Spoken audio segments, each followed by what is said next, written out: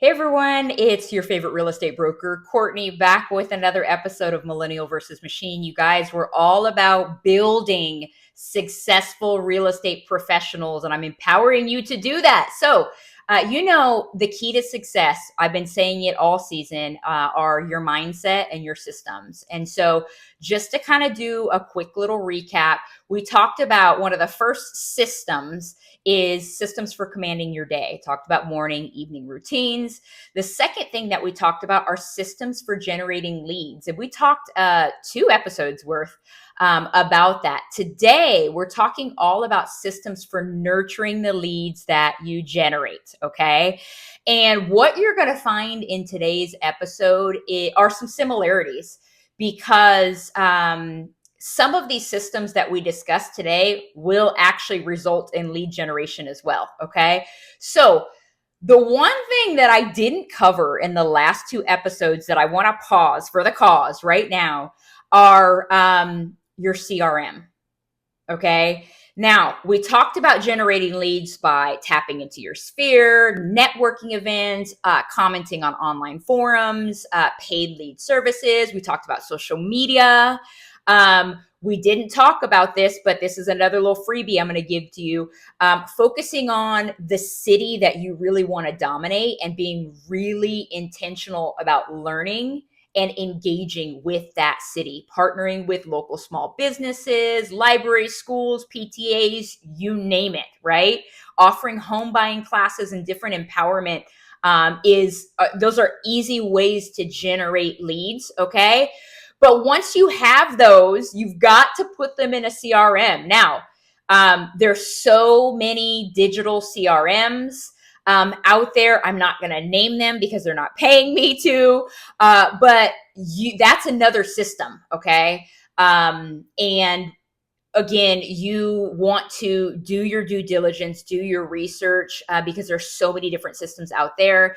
And, you've got to figure out what's going to adapt well to what you're trying to do. Okay. So once you have those leads in your CRM is typically going to give you some automated ways to nurture those leads. Okay. And so I'm going to talk 7 different things that you can do to nurture your lead. These are easy things. Okay. Some of them might be a little bit more automated. Some might be a little bit manual. I think the key to success really is balancing both, okay? Because automation is going to help you scale. It's going to help you be consistent, but it's not necessarily going to replace some of those manual efforts that are required to get in front of people, to engage with them in a meaningful way. Again, to show them what you're about and the value that you bring to them, okay? So let's talk 7 different things that you can do to nurture the leads that you generate. Okay. The first one is going to be the easiest one. That's why I started with this is social media. Okay. You need to identify who your target market is and then leverage social media to get in front of them and stay in front of them. Okay. That is by short videos. You've seen me do this. Empowerment videos could be holiday celebrations. It could be local and like industry related news. And don't forget things that show who you are, because again, people do business with people that they know, love, and trust. And so it shouldn't be all real estate all the time. It should strike a really good balance so people know who you are and know the value that you bring. Social media is number one, you guys. When I say social media, could be TikTok, Instagram, Facebook, Snapchat. I don't know if people are still on Snapchat. I'm not, but again, it really depends on where your target market is. LinkedIn. Talked about LinkedIn. But whoever you're trying to get and stay in front of, go where they are, right? Some people lean more towards some platforms versus others. Okay. So that's the first thing. Second thing that is so simple, and I've done this for many, many years, is a email newsletter to your customers. Okay. Could be the ones that you're nurturing, could be your past closed customers or clients, excuse me. It could be a monthly newsletter, a quarterly newsletter. You can send out different blasts for like different holidays. Again, the goal is to stay top of mind and add value, and that's an easy way to do it. I remember when I bought a farm, and I sent out a newsletter to all of my past clients about like what was happening with me, because there were some things that were changing in my business. And the amount of curiosity and love and like, hey, go after it, Courtney, was pretty powerful. And that's because of my newsletters. Okay. Now, don't spam people, you guys. There's a whole like federal act that prohibits like spamming people. But if it's meaningful, and adds value to your target market, I think it's definitely worthwhile sending. MailChimp, I've used MailChimp for many years. It's really easy. It's cost effective. But ultimately, you got to do your due diligence to see what is going to jive with your CRM. Some of the CRMs out there will have this built into their tools. So make sure you do your research, okay? Third thing that you can do to nurture your leads, pop buys, okay? I love Pinterest. I'm a Pinterest girly. You can get so much inspiration by Googling like, past client pop buys. I work with a title company, and they put on different events that help agents put these pop buys together. And it was so cute. Recently, we put together, it was like a container with soil and then packets of seeds, and just like a couple of stickers, like all nicely packaged. And there was this tag that had the business card, and it was a really good catchphrase, and I'm drawing a blank about what the catchphrase was, but it was really a cute way to basically get in front of your past clients to say, hey, I'm thinking about you, and I just wanted to bring this by. One of the things that I haven't done, but I've told my agents this, is before spring break, before winter break, and also before summer break, go to Dollar Tree, put together just these cute little goodie bags with like activities, coloring books, crayons, those kinds of things, and give it out to your clients who have kids. And say, hey, I know spring break, summer break, winter break, it's coming soon. I just want you to be prepared, right? It's almost like a parent spring break survival kit. But I thought, I don't know if my agents ever did that, but I said, you know what, that's probably a cool little idea, again, to stay top of mind and to give back to those people that you've done business with, okay? So that was number 3 for pop buys. All right, the fourth thing that you can do to nurture the leads that you generate, past clients included, are customer appreciation events. And I've always wanted to do this, you guys, but I have no time. I always wanted to partner with a local small business coffee shop and have like a Saturday morning customer appreciation event where it's like coffee and donuts or coffee and pastries on me. It's good exposure for the local small business, and it's a way for me to give back to my clients. Like, I think that's the coolest. Now, I personally like coffee. Maybe for you, you want to do snow cones. Maybe you want to get a food truck and go, to a park and invite all of your past clients there. That would be something super fun. And as I'm speaking, I was thinking, oh, there might be people listening that are like, well, hold up, Courtney. I don't have that many past clients, okay? Or hold up, Courtney, I don't have a big pipeline. What do? You start with your sphere. You put it on, you invite your sphere, you have them invite other people, okay? And then you put together just really simple social media posts, and then you go live. That wasn't in my notes. You go live at the event. But it's going to take some effort. It's going to take some partnership. And I would imagine that there are some local small businesses in your area that would love to partner with you. And maybe you work for a broker that has, a lot of agents in their office. Invite them, partner with them. That could be another thing that you could do. Again, the goal is to stay top of mind and to add value. So customer appreciation events, Super easy to put together. There is some planning required. All right, the fifth thing that you can do to nurture the leads that you generate are host educational and empowerment events. Okay, so think home buying classes, home selling classes. Okay, um, gosh, maybe classes to help people understand how to prepare their home for winter. At the time of this recording, it's summer of 2025. Okay. Nobody is thinking about the heating system, well, especially not here in Texas, about their heating system and what they need to do to prepare for winter. Now, yeah, some of you guys are saying, Courtney, it's not going to get cold till about December. You're right if you're in Texas. But again, you're adding value, okay? And how awesome would it be to partner with a local inspector, a local contractor that gives homeowners or soon to be homeowners tips on how to winterize their home, how to prepare for the different seasons. These can be virtual or they can be in person. I think whatever you do, again, you can partner with people. You've really got to plan. Think about the platform that you will use to host these events, okay, or the location. Think about how you will promote them. Be as intentional about these items as you are about the time and the time of day and the actual day, okay? Because that's really important, okay? And one other thing as it relates to events, if you're going to do something in person, be very intentional and careful about the venue that you choose. And I only say this because I went to an event, which was a fantastic event. Okay. The event itself was so good, but the event was at like an art studio. And so inside there were no windows and it was very dark. All the walls were very dark.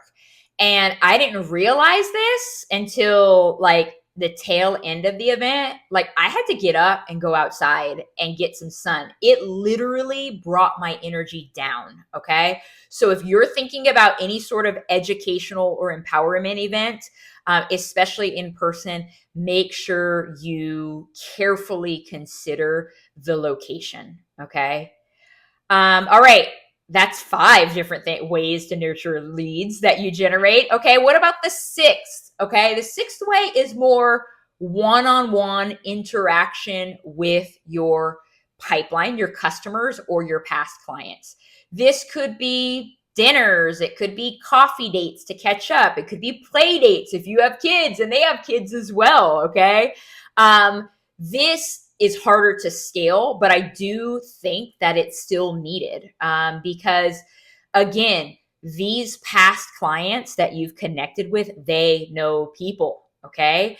And so it's really important, just like we do with our loved ones, our significant others, our families, our friends, right? We have to pour into those relationships. And so I have that as number 6 because it's still important. And we want to be intentional about it. All right. The 7th thing, and this is the last thing on the list today, are holiday cards or thoughtful gifts. Now, the thoughtful gifts kind of goes along the lines of like pop buys to different areas that you're working or past clients. But, taking a moment to handwrite a holiday card, or send a thoughtful gift, send a thinking of you type thing to your customers and your clients. It's important. It shows that you care. It shows that you're not thirsty. You're not all about the deal, but you're actually all about adding value, being reciprocal. Oh, I'm so big into reciprocity, especially in, all relationships really.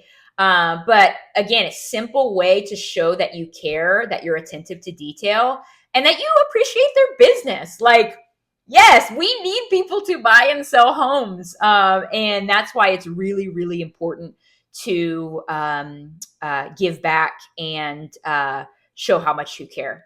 Now, I talked about these 7 things. And earlier in the episode, I talked about how some of these things can be automated and some of them may not be able to be automated. So like your social media posts.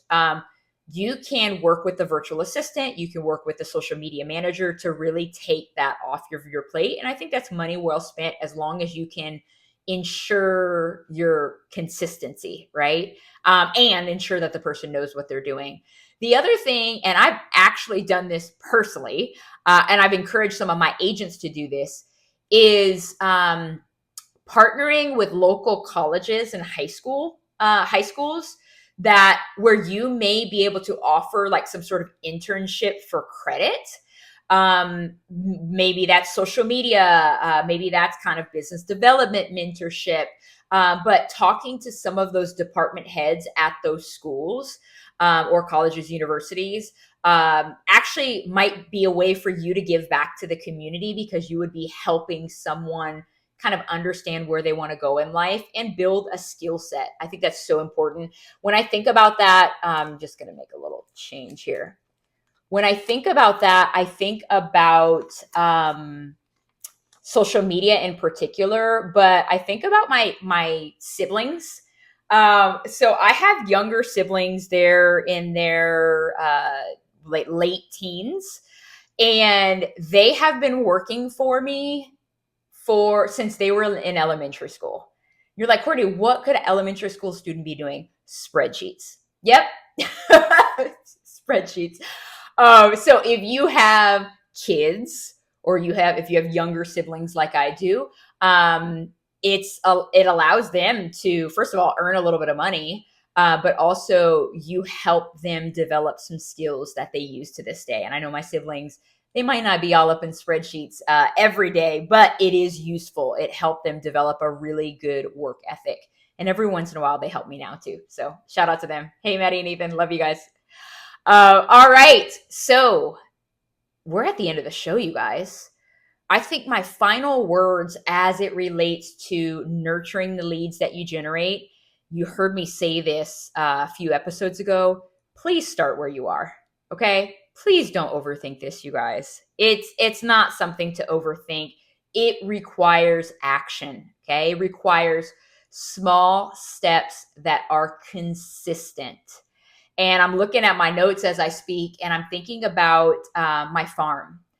And I'm thinking about how you plant the seeds. First of all, sometimes you got to prep the seeds. That's a whole nother episode. But you plant the seeds, okay? Then you water, and it may take time to bring a harvest, right? We're harvesting watermelons right now, but we planted those seeds a long time ago. So don't think if you try any of these things, it's like a one and done thing. Consistency over time is required. It's not magic. You're starting to hear like the catchphrases that I like live by, those key words like discipline and intentionality. I've been saying that probably for many years on this podcast, but especially in this season. It's not going to be overnight. It's not going to be magic. I always say partner with the Lord, partner with the Holy Spirit to understand what you should do, and ask Him. If you don't have discipline and you are not an intentional person, ask Him to help you with that, okay? Because He will meet you where you are. Later on in this season, we're going to talk about tracking the effectiveness of these efforts. Because we always want to consider the return on investment, okay? What's yielding fruit and what's not. And I just said it takes time. Like, you might not be able to see the fruit until months, sometimes years later, but it's important that you have systems to track that. I'll figure out where in this season we're going to talk about that. Comment below. If you're on YouTube, or if you're on Spotify, or you see a clip on any of my socials, what are you going to commit to nurture these leads? Okay. I'm really curious, and low key wouldn't mind serving as an accountability partner if that's what you want, but I want to see what are you trying? What works? Okay. What hasn't worked? What have you had to pivot in or adapt? Because I want to hear from you. I hope this is helpful. Again, I believe in every single person that's tuning into this episode. You have the ability to be successful, and it's really on you to put in that work to do that. Today, I highlighted 7 different ways that you can nurture the leads that you generate. And next week, you're going to have to stay tuned. Actually, I don't have my notes about what's going to be on next week's episode, but you're going to have to stay tuned. Thank you for tuning in to another episode of the Millennial versus Machine podcast. I will see you next time.